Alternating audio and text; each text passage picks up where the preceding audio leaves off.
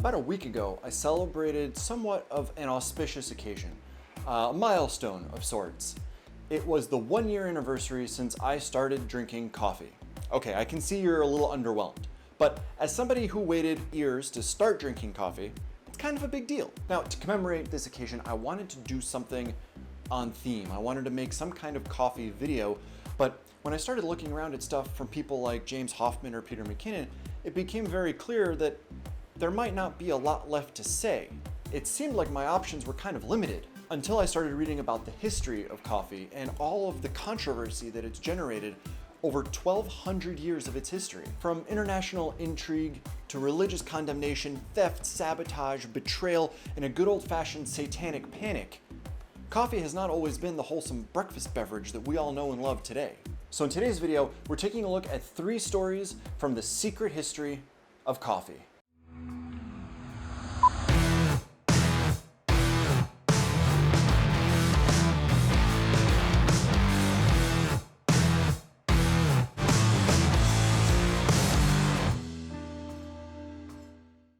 Have you ever wondered how it is exactly that we even started drinking coffee? I know why we drink it now, but how did we get to that point? Well, as it so happens, as is the case with so many things, it all started with a herd of goats. Flock of goats? Flock of sheep? Herd of goats. Let's go with that. Many historians credit the discovery of coffee to an Arabian boy, a goat herd who lived in Ethiopia.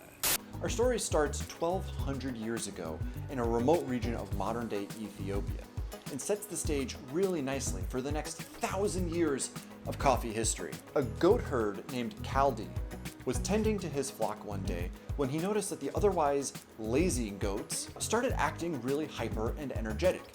And at first Kaldi couldn't understand why, and then he realized that they were nibbling on or eating these little beans that were on the ground.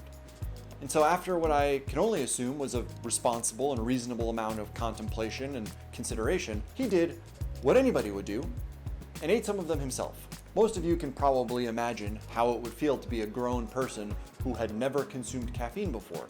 But I can tell you, as someone who only recently started consuming it, it feels awesome.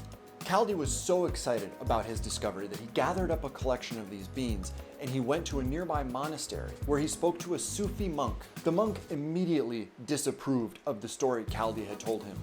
Surely the power or energy that he felt from these beans could only be the work of the devil. The monk took the beans, went to a nearby fire and threw them into the flames to destroy them once and for all and save Kaldi's soul. But for each palate, there is a flavor that is just right. As the beans roasted in the coals of this fire, suddenly the smell started wafting around. And as he was castigating Kaldi for what he had done, the monk had to stop and say, "Ooh, that smells nice. Let's go get those beans out of the fire. Maybe I was a little too hasty." And fast forward now, you've got a monk and a goat herd standing over these coals, picking out all the little beans and putting them off in a little bowl. Then from there, they take the bowl and they go and they grind up the beans and they say, well, wait a minute, tea's really good. So what if we do that? What if we make a tea out of this ground up bean?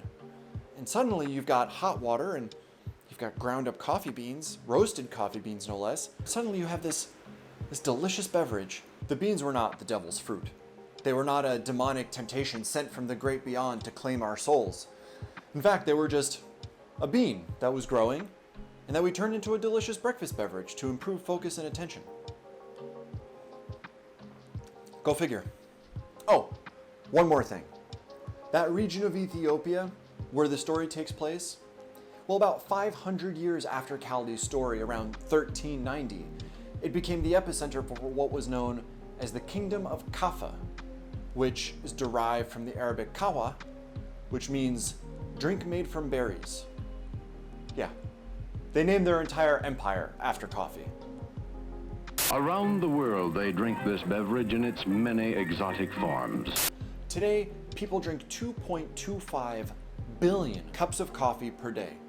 But it would take a long time to get to that point because after Kaldi's experience at the monastery, it would be another 750 years before this beverage achieved widespread acceptance. And in a weird way, the thing that we love so much about coffee, its psychoactive property, is the thing that made its detractors hate it the most.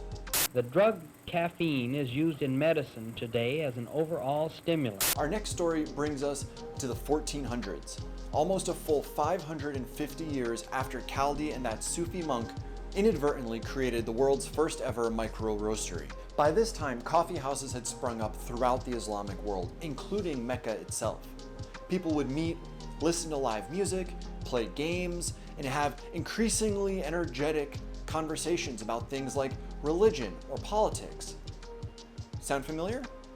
Except the problem was, instead of becoming the backdrop for a popular sitcom, coffee houses in this era were causing a significant problem for the religious and political power structures of their day. It threatened their authority. In fact, by 1524, they attempted to ban all coffee houses throughout Mecca in order to stop this kind of intellectual debate. But there's only one problem. People were so dedicated to drinking their coffee that they overturned the bans because they couldn't keep control over a population that didn't have access to their breakfast beverage. Nobody's doing that for decaf. We now know that it is the caffeine in coffee that makes it good. But let's not make the mistake of thinking that banning coffee was somehow unique to the Islamic world. Because 2,000 miles away, a group of Catholic bishops were trying to do the exact same thing. Not only was intellectual discourse a threat to Catholic power structures, but the fact that it came from a Muslim territory was used as justification to argue that it was the devil's work. Muslims were trying to destroy Christianity one cup of coffee at a time. When a group of Venetian bishops asked Pope Clement VIII to ban coffee throughout the Catholic Church, he did something remarkably progressive for the day. He actually tried it himself. And, not unlike the Sufi monk before him, there would be no coffee ban. And by the mid-1600s, there would be 300 coffee houses in London alone. By this time, coffee had replaced people's normal breakfast beverage, beer and wine. I bet you thought I was gonna say tea, because it's like England and that's like their thing, but that's something they do in the afternoon. Breakfast, beer and wine, but now, coffee. The increase in alertness, energy, focus, attention that stemmed from drinking coffee first thing in the morning caused a dramatic increase in economic productivity, and new businesses would start and flourish because of the energy people had to start their days. Many of these businesses still exist today. Among these businesses is the world famous Lloyd's of London Insurance Company, which, you may have guessed, started as a coffee house called Lloyd's Coffee. And all this thanks to a wonderfully satanic breakfast beverage. Coffee has spread to more than a score of countries in the New World. When you think about coffee, the first thing that comes to mind is probably not Venice or the Pope. It's probably Colombia or Brazil. But if coffee started in Africa, how did it come to be synonymous with South America? Well, through betrayal, deception, sex, lies, and not videotape because it was 1727. Coffee is truly the catalyst of civilization. After the explosion of coffee throughout the Middle East and Europe, the same people who had been decrying the beverage as a satanic elixir were now scrambling to gain control of the means of production. Because if they couldn't stop people from drinking it, you can be damn sure they would find a way to profit from it. Coffee plants had gone from being a threat to the established order to being a highly guarded and lucrative commodity. European powers were scrambling to find ways to prevent their adversaries from gaining control of them. In 1616, through a very coordinated operation, Dutch spies managed to steal a viable coffee plant from a bustling port city in Yemen. After several failures at starting their own coffee farms, they finally managed to make it work in a region called Batavia on an Indonesian island. Those two places? Mocha and Java. So now, the Dutch found themselves in an incredible power position because they had something that so many other European countries wanted for themselves: healthy, viable coffee plants. It's important to note that while profit was a huge motivation for all of the things that these countries were doing, there was also a significant national security component at play. European powers literally went to war and established repressive, brutal colonial regimes to maintain access to things like spices. There was no way they could allow one of their adversaries to have control over something so important to their population. And so part of that solution had to be developing their own internal coffee production. It seems insane now to think about going to war over spices or coffee beans. But this was the 1600s. It's what they did. This became a huge bargaining chip for the Dutch in a range of diplomatic negotiations. So 100 years later, in 1714, when they gifted King Louis XIV of France his own viable living coffee plant, it was a big fucking deal. Strangely, it would take 9 years for the French to do anything with this coffee plant, and even then, it was only when a young naval officer named Gabriel de Cleux, or en français, Gabriel de Cleux, would steal the plant from King Louis XIV and escape to Martinique to start his own coffee plantation. Now, the details of this story are a little fuzzy.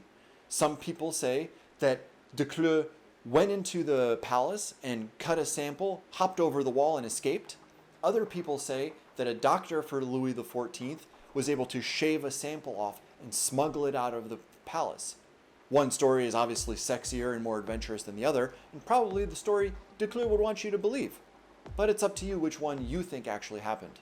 What we do know is that over the next 50 years, that little plant that de Cleux brought to Martinique would be the parent to dozens of generations, virtually every coffee plant in the Caribbean, Central, and South America. But most notably, not Brazil. You see, the French were not especially keen on helping the Brazilians to develop their own coffee operation. So, as the story goes, a young military officer named Francisco de Melo Paleta was sent to help mediate a border dispute between the French and the Dutch over the French territory of Guyana. While he was there, he befriended the wife of the governor of French Guiana, and he got into her confidence in convincing her to help him steal a viable coffee plant from French Guiana. Some versions of this story say that they were just friends, but something tells me you don't betray your husband and violate a royal decree for your good buddy Francisco. When the negotiations concluded, de Melo Paleta was gifted a bouquet of flowers by the wife of the governor, his special friend. And hidden inside of this bouquet was a sampling of a living, breathing, viable coffee plant, which he took immediately back to Brazil and used as the foundation for what would become the world's largest coffee empire. In 2019, Brazil produced 49.3 million 60-kilogram bags of coffee, and in 2020, it's projected that they'll produce 60 million 60-kilogram bags of coffee. Just goes to show you that one person can make a difference. There is a background, a tradition that reaches deeply into the culture of many lands. The thing I love about all of these stories is just how insane and extreme they all are.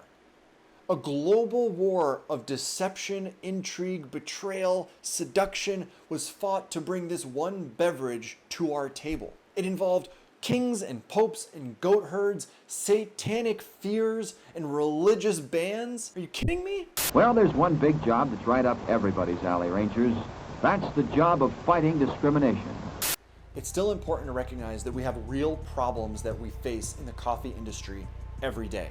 Whether it's abusive wage practices or ecologically harmful farming, we have real challenges left ahead of us. We need to remember that while people fought to establish this satanic coffee culture that we all know and love, people today shouldn't have to die to keep it going. And we shouldn't be destroying our planet in its service. So when you fight for an equal chance for everyone, you're fighting your own battle too. Okay guys, that's it for this video. I am really psyched to get this edited and bring it out to you guys. It's probably the most research I've done for any single video on this channel so far, and I'm really excited about the way that it came out.